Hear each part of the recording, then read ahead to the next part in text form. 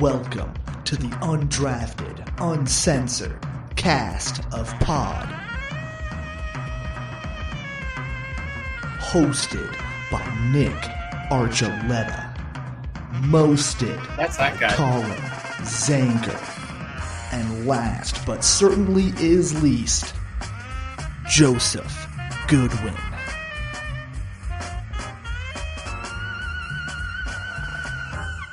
Last one to show up. Oh, look at that. Just in time. Yeah, there we go. Sorry, I didn't realize we were going. I knew we were going around 7, but I didn't think we were going that quick. I'm over at my buddy Jimbo's house. My dad's in town, so I got a little bit distracted. Now, while he's distracted, welcome everybody to the Undrafted Uncensored, part of the E5280 Sports Network, where I'm pretty sure the Waste Management Open next year is going to be dry after creating its own monster this year. Oh, no. We love Happy Gilmore on the course. Actually, Shooter McGavin and Happy Gilmore were going crazy on Twitter or X or whatever when Home Dude jumped in the sand pit, sand trap. That was great. And guys getting carried out. What a wasted time management spent on planning that. You like that one? Another dude that was sitting on a stool next to a trash can, just peeing himself, sitting there comfortably, warming up his own pants with his own urine as it dripped down underneath his stool. Because Arizona is so cold. I mean, it did snow down there. In northern Arizona. I'm just saying, it snows in Arizona. This sounds awesome. Where was I for any of this? I don't know. It's still going on. I Yeah. I mean, it snows in Arizona, but there's also like desert land in Colorado. Yeah, it's very true. Denver actually is part of the desert area, but que sera.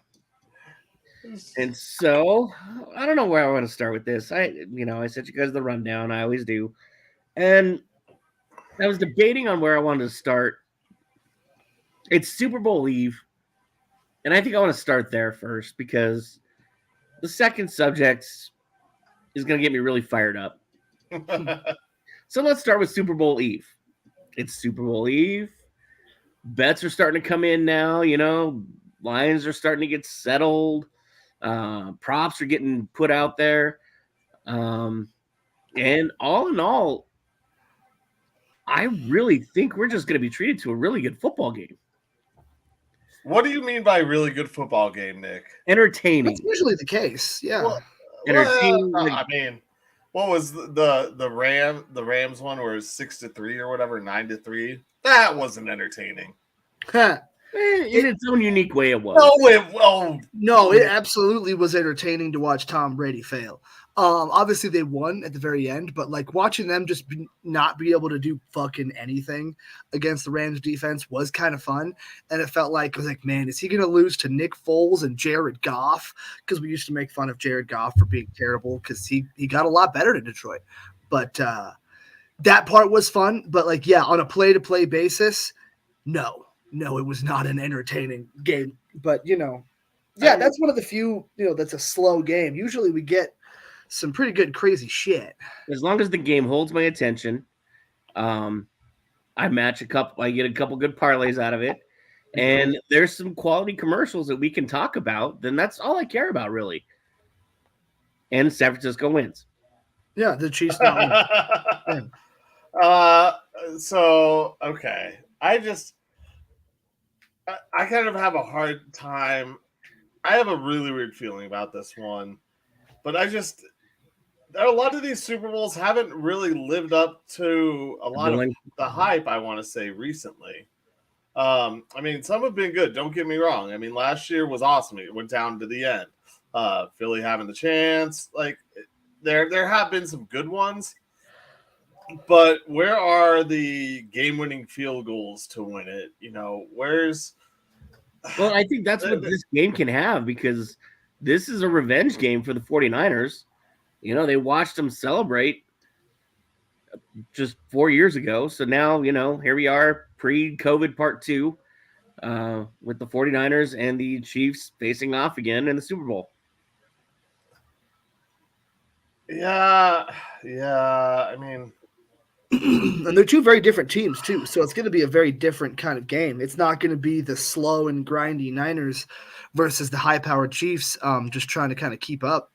It's two kind of slow and grindy teams that both have potential to pop off and score and do stuff, but they're both just kind of consistent. And then these defenses have kind of carried them pretty well. Although I heard a pretty fun stat that Kansas City's defense is actually really bad against the zone run specifically. Yeah. Regular run pretty good, but the zone run that the Niners run.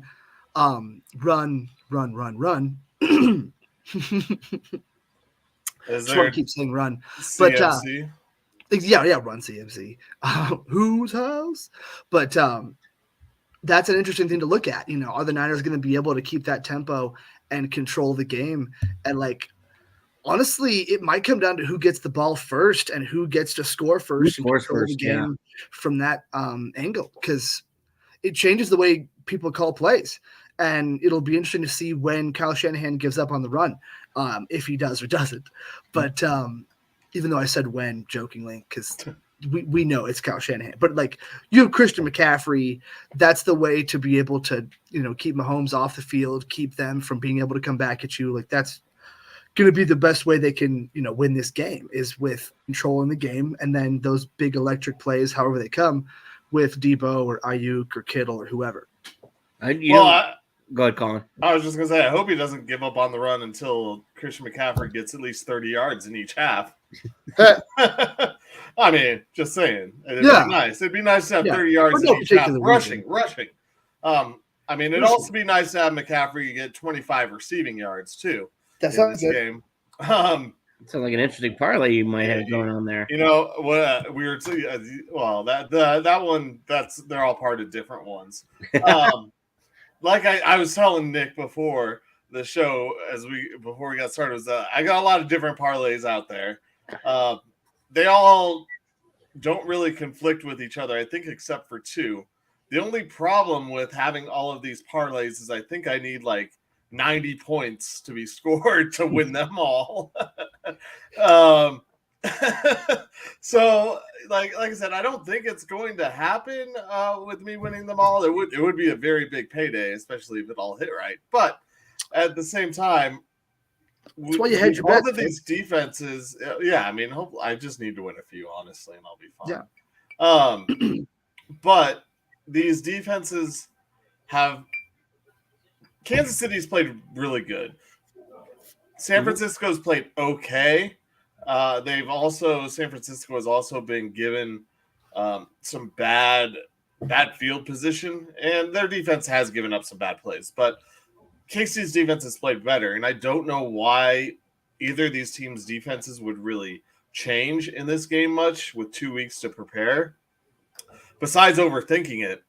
And then you hear in the last 2 days that the enemy has gone back and consulted with the Chiefs. So hello, Travis Kelce, 5+ rushing yards in this game. Thank you very much. Ha! Oh God. Oh man. These are all the fun parlay, I mean, it's funny you say that too, because I was thinking that we were talking about who scores first. I think what might come down to is which defense holds the opposition to a field goal first. Yeah. Both offenses can just gunsling it with each other back and forth, and they'll trade punches. It's that first defense to hold the opposition to a 3 that's going to make that game change its course. You see, I wouldn't mind a 3 so much as long as it was a part of a 22-point quarter. That would be really nice to have in this game. We do not condone you listening to Colin for all of his ideas of what he thinks should be appropriate for a team to win. I don't care if it's one team scoring. Be your own person. But what I do care about is both teams scoring a touchdown in each half. That's pretty important to me, too. That seems pretty good. I like that one. Thank you, everybody, for tuning in. This has been Colin's. Just kidding. This has been Colin's prop bet segment. Yeah, Colin's bets of the week. Those are the ones I remember, by the way. So, There might be a few more that come back to me as this show goes along. I'm sure. I mean, there are definitely touchdown parlays that I could ramble off players and be like, okay. Yeah. I think an interesting thing would be you always look for the dark horse or the guy who kind of not comes out of nowhere, but the guy who makes a play who you don't expect. Last year was Kadarius Toney. I mean, one catch, he catches the touchdown. Almost got me the big payday. Thank you, Devontae Smith. 1 yard line, never forget. But this year, Kansas City, it could be Sky Moore. Like, he hasn't played in a while. He was on IR. Sky Moore.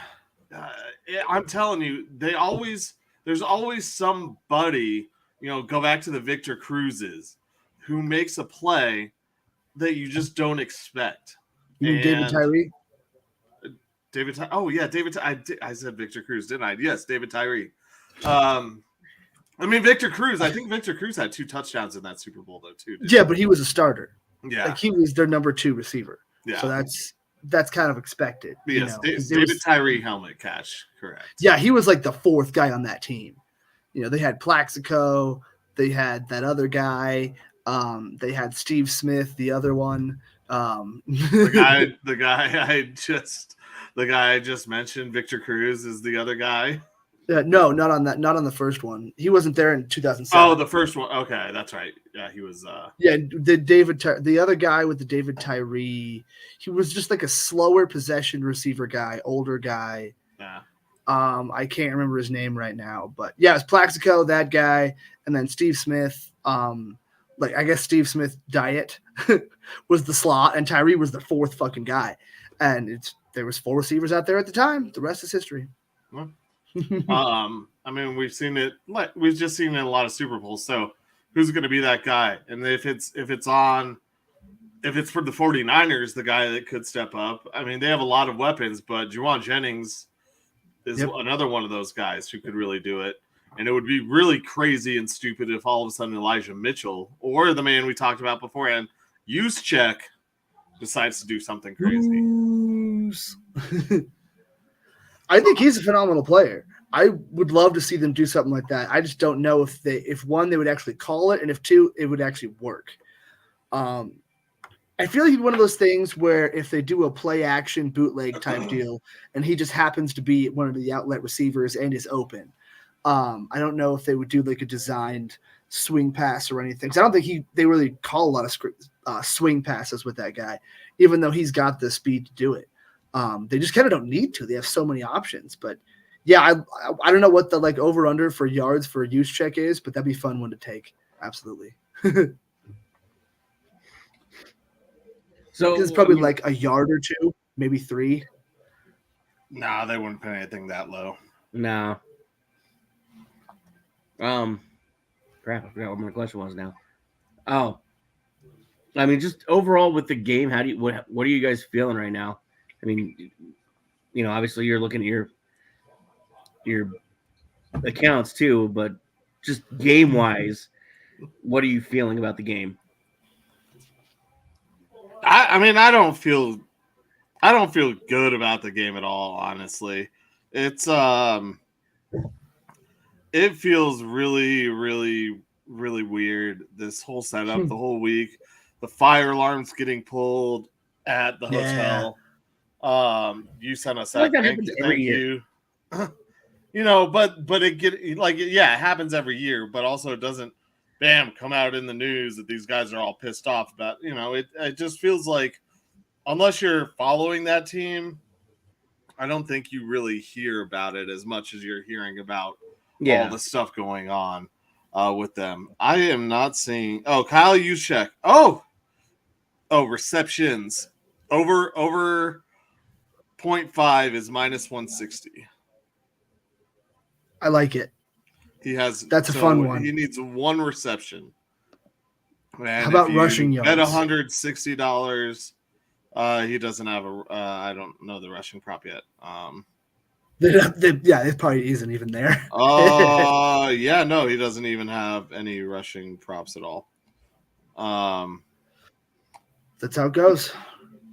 Yeah, so he is a fullback. That's just the NFL anymore, though. So I don't know. I talked about last time the news and all the noise coming out of San Francisco just really worries me. How much they're worried about all this other stuff, and how much it almost makes you want to just but yeah, it makes you want to avoid San Francisco players, in terms of individual bets, almost, because you just don't know what they're going to come out and look like. Like Christian McCaffrey feels like a lock. But fucking Lamar Jackson, anytime fucking touchdown, felt like a lock too, to win Joe $1,140 roughly last weekend. Don't get me started on Lamar. But no, yeah. Last weekend he didn't score in the Pro Bowl. Yeah, exactly. He probably didn't. I don't think he was there. I remember CJ Stroud. I worked the game. That was the dumbest fucking broadcast I have ever worked in my entire life. Yep. Which is like a year of working at the Fan. But dude, that there wasn't even play-by-play really happening of the shitty flag football game. At least if they'd pretended to take it seriously and kind of, facetiously called the game and had a good time and fucked around, that would have been interesting. But it was just, no, here's a bunch of interviews and a bunch of Super Bowl talk and just glorified media day. And it just, it was fun to watch Ryan Clark interview Peyton Manning on the sideline. That was fun. But, yeah, I'm pretty sure Lamar Jackson wasn't there. I remember Gardner Minshew and CJ Stroud. I don't think he showed up. I'm pretty sure after that loss, they were on the boat somewhere. Can't blame him.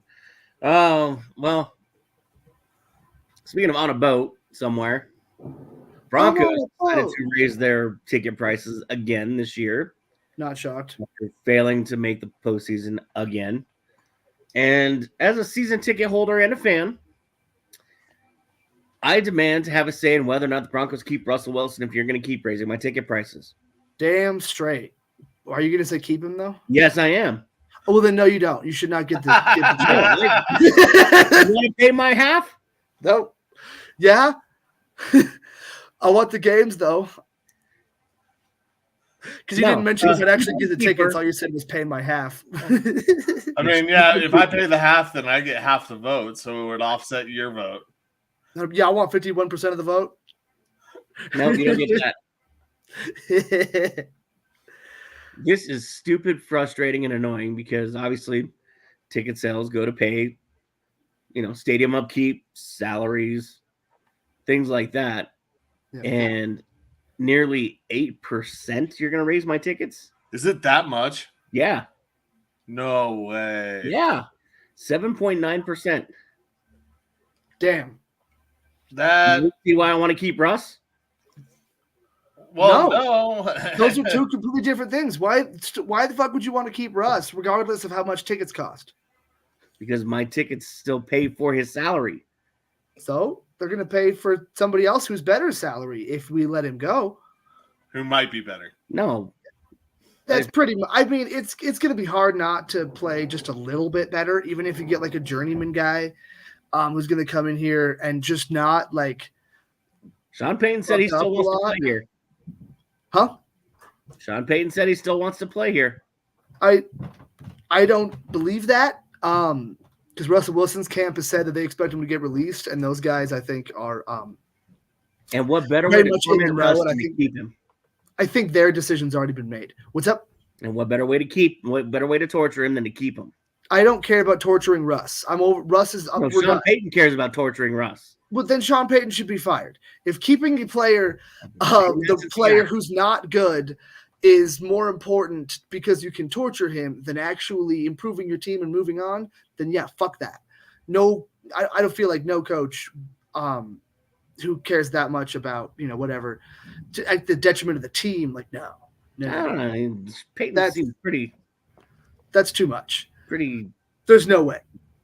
Russell Wilson is going to be gone because they can't afford to keep him because he's never going to play up to that contract, and they need to rip the Band-Aid off and get that money off the books as soon as possible. Just tired of being the scapegoat at this point. Who's saying? Russ being the scapegoat? No, I am. As a fan, as a season ticket holder, I'm tired of paying for people's mistakes. I agree with that. for sure. Yeah. That's where I'm going with this. This is a brand new ownership that's learning the hard way with a lot of this football stuff. Mm-hmm. And they kept at least one of the Bolins. What's her name? Brittany. If they'd have kept Brittany around, leave Brittany alone and show them the ways of how to be a football owner, then we may not be in this situation. You know, this is knee-jerk reaction because these are business people. They're not football business people. They're just business people, and they're going to react based on what business says. Well, yeah, but also, was Russ good for business last year? No. And as a business person, when you have an asset, no matter what money you've poured into it, if it's a losing venture, you cut bait with it and you let it go instead of holding on to it and trying to make it work. That's what happens when, that's what happens when all these things fail. I mean, they're trying to hold on to things that worked before or stopped working, excuse me. You know, you even think about Ponzi schemes and these things that get too big. Oh, worked on this scale, but you just try and hold on and get more and more and more out of it when there's no more juice to get out of that damn orange. Yeah, that's how you end up with contracts like Bobby Bonilla. Yeah. I mean, we can celebrate Russell Wilson Day for the next 2 years. $45 million or whatever it's going to be. Yeah. Each March 1st. 37, I think. Yeah, and then I think it's 40 the next year, something like that, or it's like 30. Yeah, it's weird. I think if you're gonna do that to the fans, you got to step in front of a camera and explain why. You can't just be like, "Oh, here's your letter.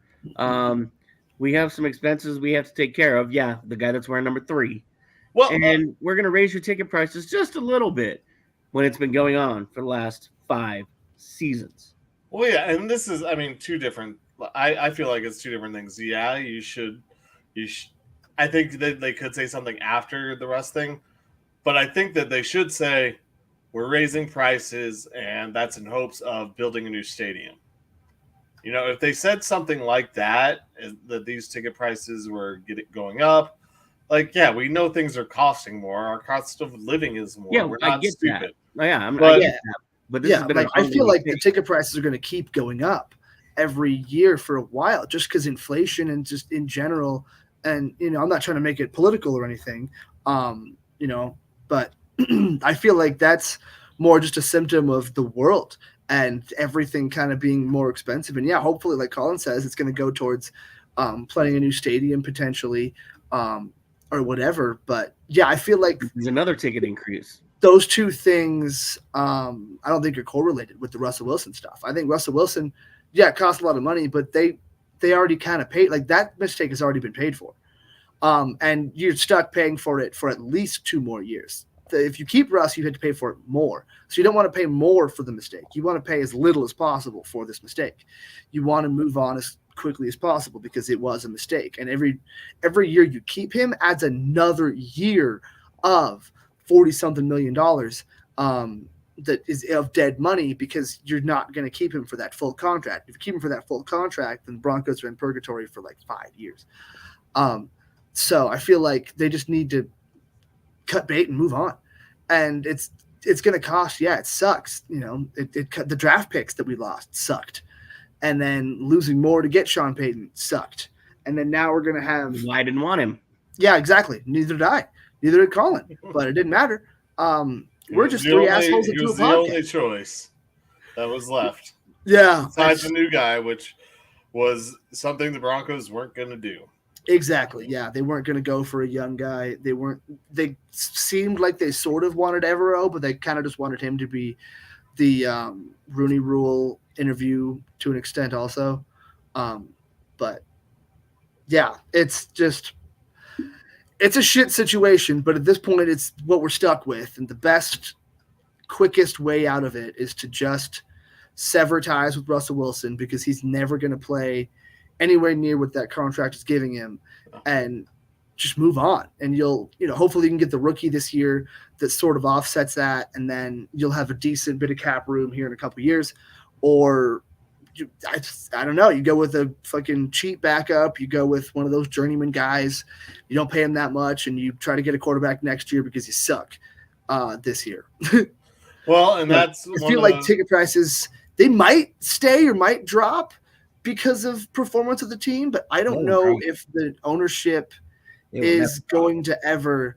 If they have more losing seasons continuously and fans get pissed, they got 10,000 people on a waiting list. That's a good point. But either way, they might not change like for a couple years. But I wouldn't see that happening. I feel like they're going to continuously go up just a little bit every year because I feel like that's just standard season ticket business with every league and every team. And that's their response too, is you call up and you want to complain about it. We got 10,000 people waiting to take your seats. Yep. Well, exactly. and so one of the things too that you bring up is that, they raised it after, whatever this last season was, fluky wins. I didn't know that they raised the prices until you just told me, which is one problem that Broncos fans aren't bringing up or asking. I mean, maybe we write Greg Penner a letter too, since Monfort didn't decide to respond. Maybe we just start sending letters out. Yeah, these business guys like old school pen to paper, right, type of stuff. So maybe we just start doing that and ask him why, after an average season, we should pay above average prices to watch our team, and if they have a losing season, can we get money back for that? Ask him these things about what he's doing with the product on the field that warrants us paying more money to go and watch games, because that also means the secondary market obviously goes up too, which I'm obviously a part of. But if the Broncos had a bad season last year, I honestly don't know if it definitely wouldn't have been as high of a hike. They probably would have had some sort of increase because they always do, like you said. But an 8% increase, that's too much. You should at least get one win for every percent you're increasing. Right? I would like that a lot. That sounds like a very fair policy. I mean, and everything under 500 is a decrease in a percent. Yes, I like it. So make your bed, Broncos. Be fan friendly, and do something for your fans that are paying the money and the season ticket holders that are there. Yeah, the loyal ones especially.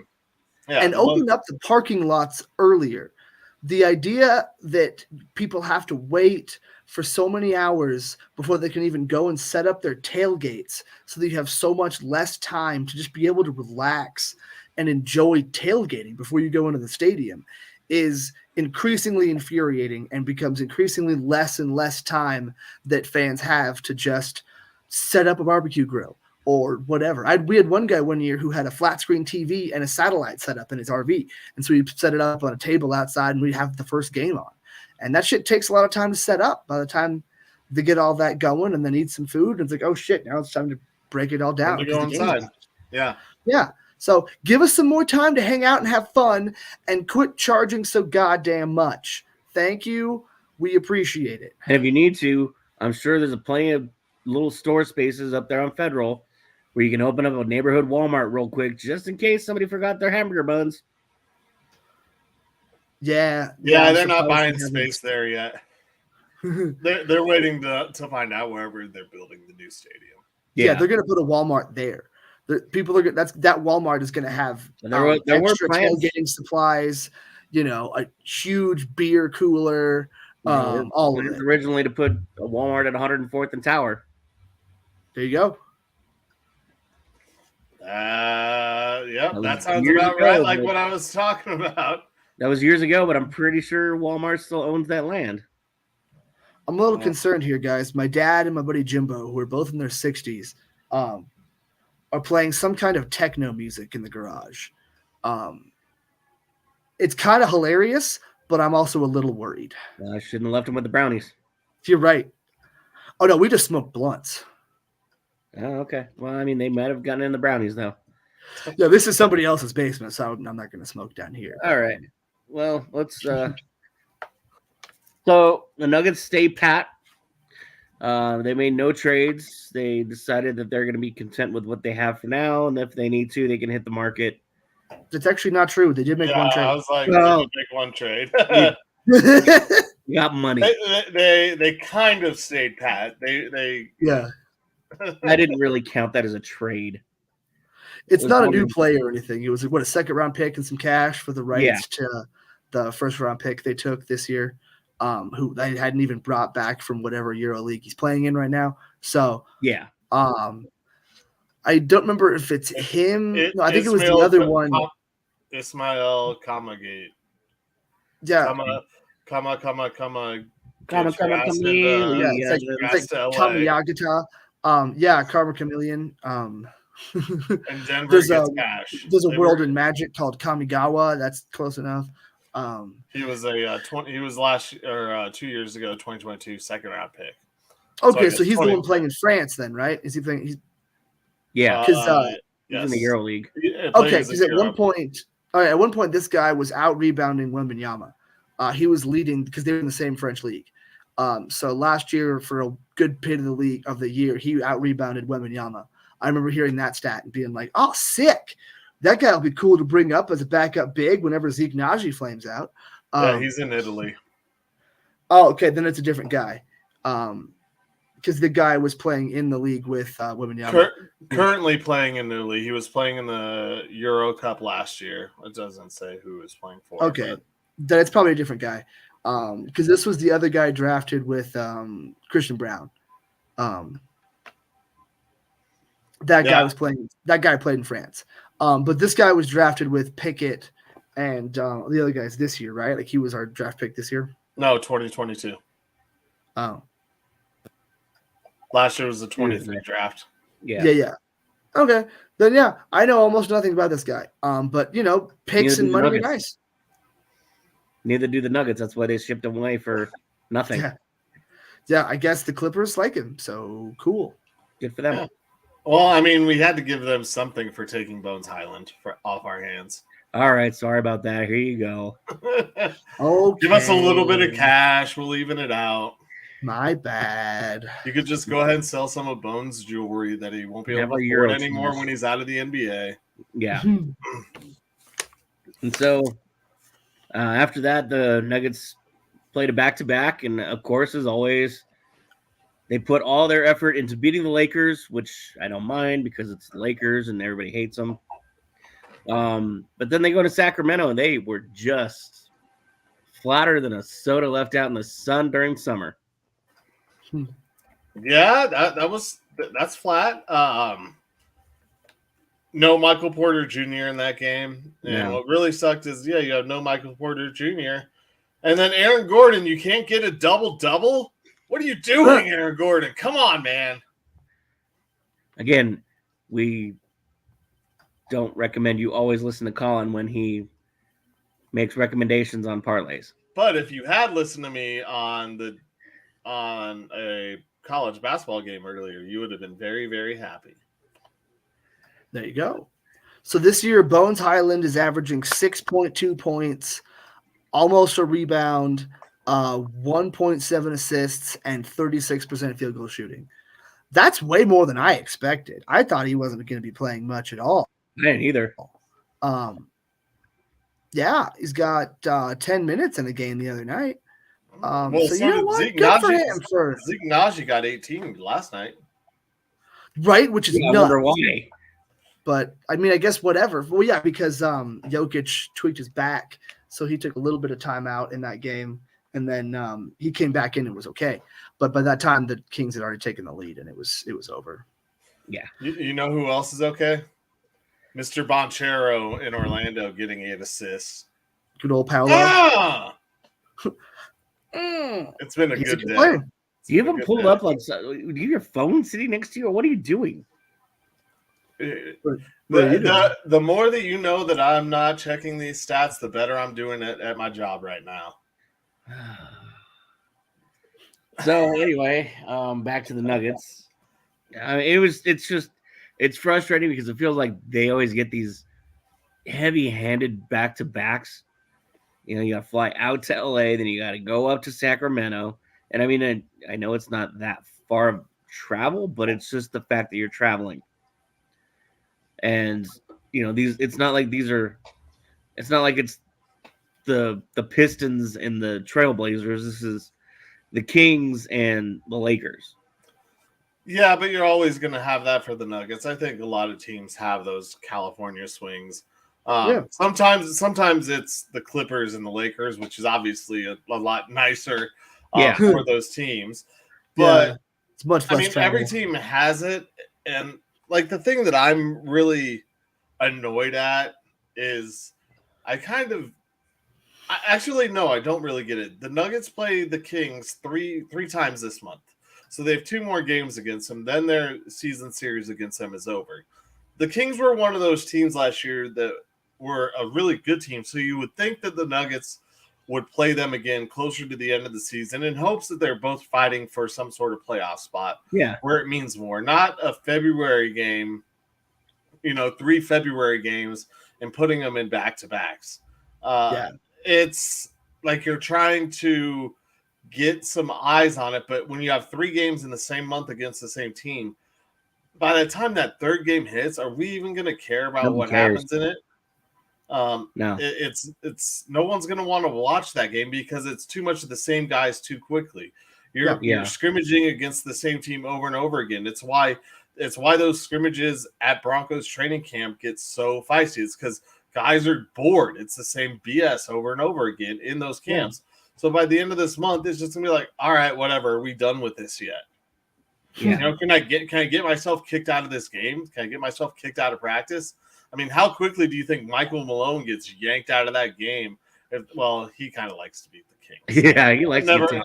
So he's a baseball manager at heart. Yeah, he probably wants to stay in the game, but if one of the guys doesn't really want to play, how quickly do you think they get themselves tossed from the game because they're just overseeing that team so much?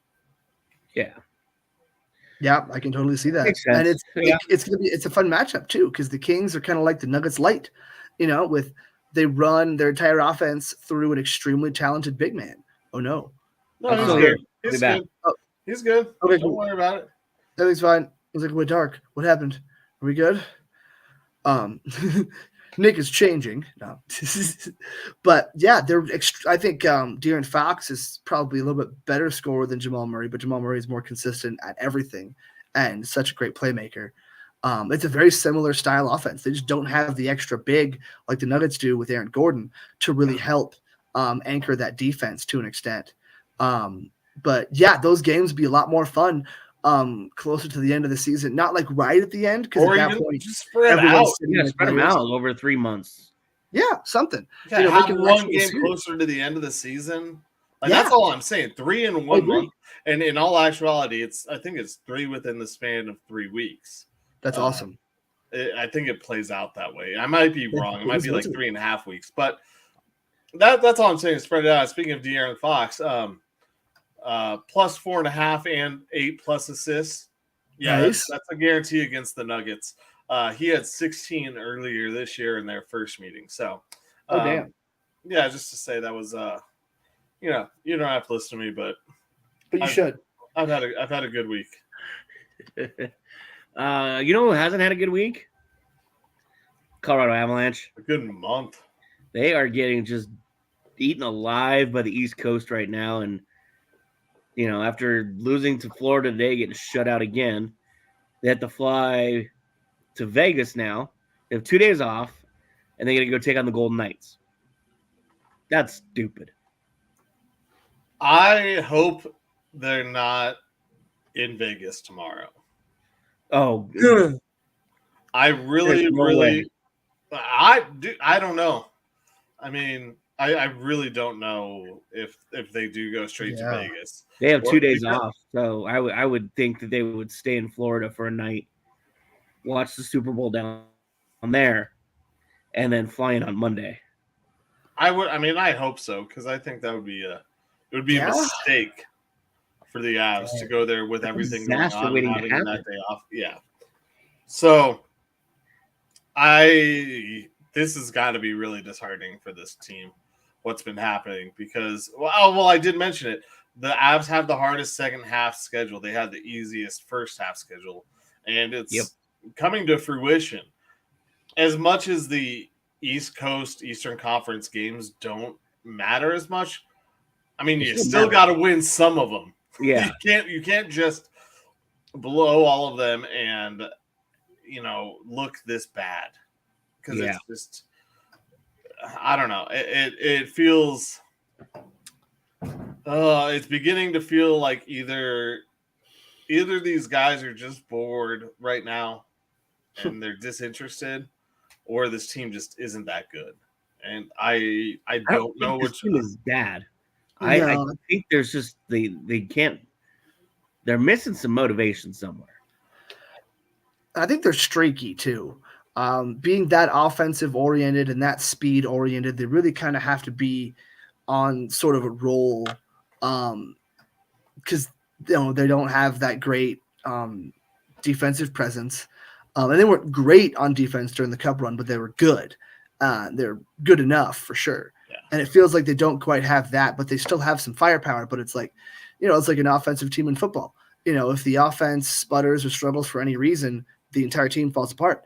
And when the Avs can't, they kind of feel like a finesse team to an extent. And they kind of need to get a little bit more of that grit going, I feel like. And just get more motivation to have that grit. Somebody needs to get into a fight. Yeah. Like a legit. Sure. Some kind of fight to just light these guys up again. It's probably going to be Nate, and he'll break his hand again. No, it can't be him. It's got to be LOC. Yeah, I know, but Nate would be the one who was really fired up. This is where you need Landeskog. I mean, really. Yeah. When you talk about Nate, because this is where he would go out there and get bloodied or bloodied someone up, or he would keep fighting until he was bloodied up. Yeah. This is where you're missing that part of the team. The Avs feel a lot like the Edmonton Oilers of the last few seasons, where it's just they're not. We said it every year. We said it when the Avs faced them last or 2 years ago. You shut down McDavid and Draisaitl. You put Makar on one of them, and then you put Nate or Gabe. Like you shut them down, and then they have nothing. It took a 47 save game from a guy starting his first game, like to win one of those games. Yeah, like that's really what it's beginning to feel like. And I don't think I hate being so tough on Georgie because I think he is a good goaltender. He is a good goaltender. He's just not getting any help either. And I mean, he had a couple bad bounces tonight. I didn't get a chance to do it. I was doing D basketball. Yeah, there were a couple bad bounces tonight that game probably could have ended 2-0, but just bad luck. No defense, not in the right place. Leaving the back door open. And next thing you know, there's a puck in the net. And that's the theme. Defense just being a little bit off, being out of place. The losses. Eric Johnson, obviously. Guys, just a lot of those guys that they were not able to retain for one reason or another from that Cup run a couple years ago. And then all of a sudden it just feels like they don't have enough guys to actually stop the opponent from scoring. So, if they're not scoring, 5-6 goals a game, it feels like they're not able to really pull it out as easy as they used to before. So I feel like that's just got to be one of those big trade deadline priorities is just get some fucking defense into this building one way or another. I know you guys were even saying, like, should they bring back EJ? Sure. Fuck it. Do what you can. I saw that Parise got himself a goal, which was nice. He's a veteran, relatively gritty guy from what I understand. He's working his way in. He's looking pretty good so far. That's a step in the right direction. Then Sam Girard with his offensive prowess scored a goal like 30 seconds later. Yeah, well, there you go. But again, that's not necessarily the style that you want to have being overly committed to, like we were talking about in the other pod, having a guy with the same skill set while it being, not nearly as good as Cale Makar means you're kind of committed to that, speedy offensive defenseman kind of strategy. And then and then you're not really switching it up too much with different lines. And it's just, if those guys aren't producing and scoring, they're not going to be doing a lot of stopping. So, you kind of need to mix it up, I feel like.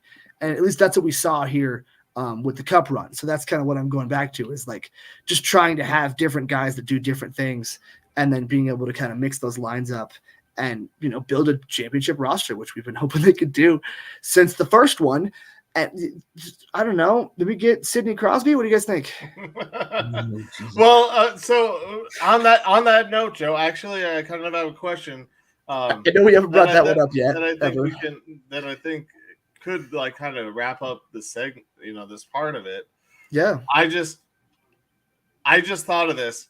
Is it better for the Avs to be on a losing streak going in to this trade deadline? Or would you rather see them winning and putting it together? Like, what do you guys think? Because I'm kind of conflicted after I just thought of this. Once you said it, there's pros and cons to both of them. Yeah. Because in a perfect world, both. You can't be on a winning and a losing streak, Joe. No. Like, you want them to be on a winning streak, but also still consider making trades and improving the team, because you want as many wins as you can get, especially with how tight just the West and the NHL is going to be in general. You want as many wins as you can get, but as long as you can still recognize that you need to add more stuff, because I assume that your thought process is if they're on a more of a losing streak, they'll make more moves to improve things, where if they're on more of a winning streak, they might just not make any moves and kind of stand pat. And I feel like perfect world, they might not you want to be winning games, but you still want to make some moves because you want to prepare more for the playoffs. So that's what I mean by both. Like, it'd be nice to have wins because wins are good, but still make the moves you need to improve your team, and see those deficiencies despite winning games. Let's not get this wrong. With this losing streak, the Avs are still in second in the Central and tied for third with the Golden Knights. So in the West, so they're not in terrible shape, but I guess the way it's going is like, if the Avs start winning and getting on a roll, then does this team really, it's like, in a lot of ways, it's like Major League Baseball when the team feels like they're one player away. The Avs, I think, are a lot more than one player away. So if they do go on a losing skid or continue, they've been on a losing skid, kind of continue losing in some ways and maybe losing some ground, does that mean that they will make a few more moves or extra moves rather than just the one? That's kind of where I'm sitting, because I think if they're losing on their, like, once again, you don't want to go win like 5 games in a month or anything. But if you're not having a good month leading up to the trade deadline, I think you push more, because this team has shown you that they're capable, but you need a little bit extra. And they're just a little bit removed from a Stanley Cup. And a lot of these guys haven't changed. Yeah. There have been some players that have left. Yeah, I get that. But also some come back. Yeah, that's true. But you can't. You got to look at the season as an overall totality of what a trade is going to do for you. Because, again, this is all reliant too on the captain coming back. Yeah. And right now, maybe the playoffs is what we're hearing, but we've been hearing maybe for the last year and a half. I'm not expecting him back until next year at this point. And so you got to find some way to plug that hole. Somebody's got to step up and take that spot. I don't mean take the C, but I mean just fill that leadership hole. And the front office needs to look at the team and realize that they're going to get booted in the first round again. And we as fans have been through that before, and we hate that. Yeah. I don't know what's worse, the first round or the second round exits. They're all bad. Well, they both got yes. That's actually the only correct answer is yes. Yeah, I don't know. There were so many second round exits for all those years. It was just tough. rough. All right, I pulled up some standings real quick. Let's look at some teams that are like pretty low in the standings and might have some veteran players. So we'll start with like the lower kind of mid. We got the Pittsburgh Penguins. We might have to do that. Yes, the Penguins, as I mentioned the other day. But we might. I told you this on Wednesday's show that the Penguins weren't doing that good. And you go and get theirs. I mean, the Kings also are not doing good. You can go and pry away that. Well, not that they're not doing good, but they're ways out of playoffs. Murray from Minnesota. Yeah, who is definitely a possibility. Yeah, they're 2 games worse than the Penguins. I think we should spend more time on this on the next show since we're creeping up on our time. Yeah, that's fair. And Colin just really wants to talk about betting. So, no, we have an hour. Ladies and gentlemen, it is time for Colin's favorite time to brag. It's a good time. I'm gonna get some water. This is the victory formation. All right, boys, here we go. Best play in football. 6 right tight diamond victory on 1. Break. Okay, 3, 2, 1, let's jam. The Pick'em segment, proving that Colin Zanker is the most humble man in the history of time. Least. Featuring Nick Archuleta, wishing he was somewhere else. And Joe Goodwin, just kind of winging it.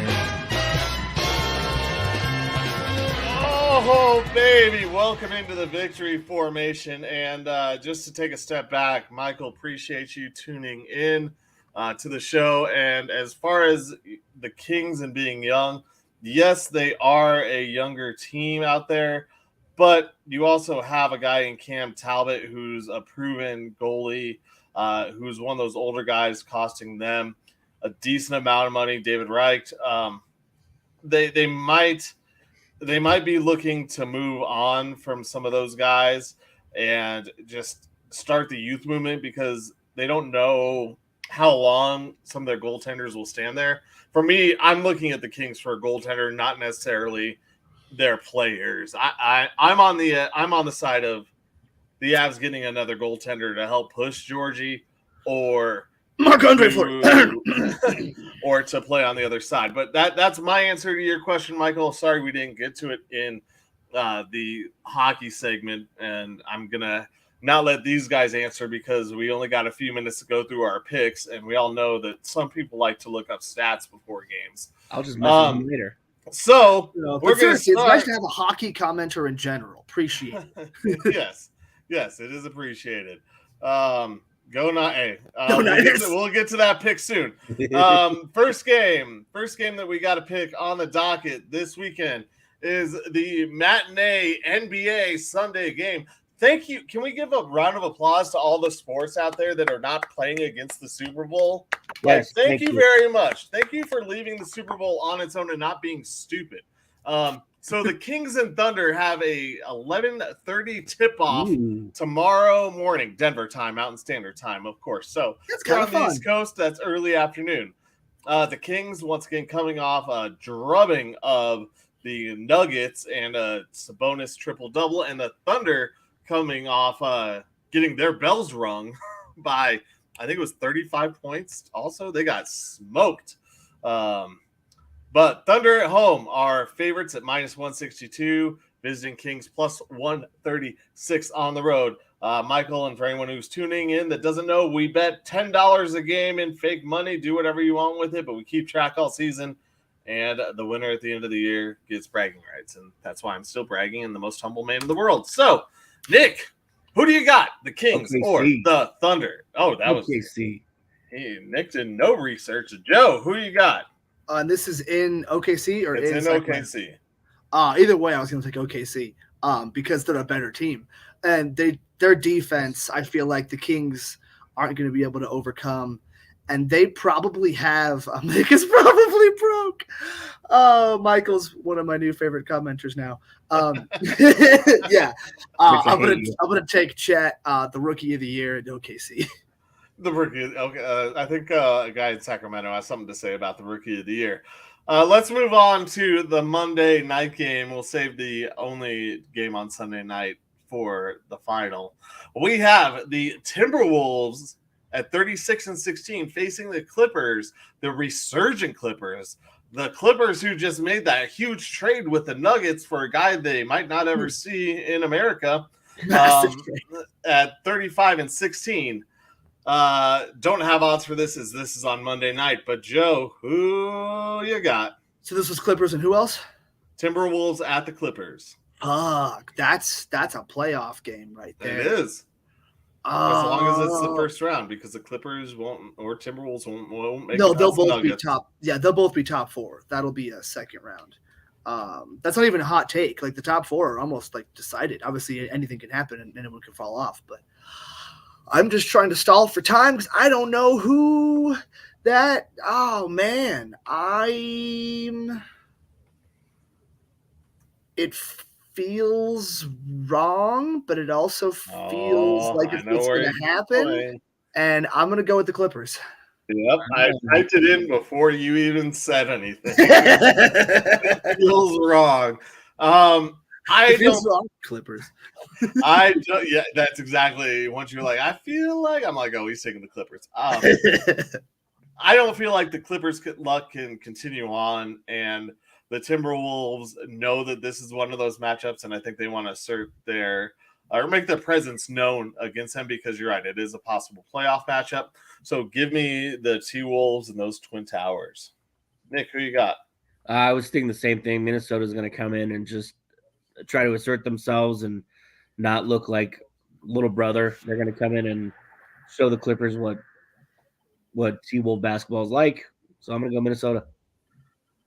And we move on to the game of the week, as we all know it is the Super Bowl this Sunday. What game is that? These odds have shifted. It is now Chiefs an underdog at -120, 49ers a favorite at even money. +100. Wait, what did? Yeah, I was going to say you said that wrong. I flipped that around. Yeah, I was like, wait, hold on, that ain't right. That doesn't make any sense. Broncos. The Broncos in the Super Bowl against the Panthers. Yeah, well, that was another crappy Super Bowl. 49ers at -120 are the favorites. I think it was a Broncos fan. Fucking good Super Bowl. I don't know what you're talking about. But the Chiefs are now even money at +100. So the line has shifted. That means a lot of money is gone on the Chiefs. I've said it. I don't like all the noise coming out of the 49ers camp, but I also don't care about losing $10, and I'm not going to put it on the Chiefs to win this game. So give me the 49ers. I love it. Nick, who you got? Oh, you know, I'm going 49ers. Yeah, he's taking the Broncos.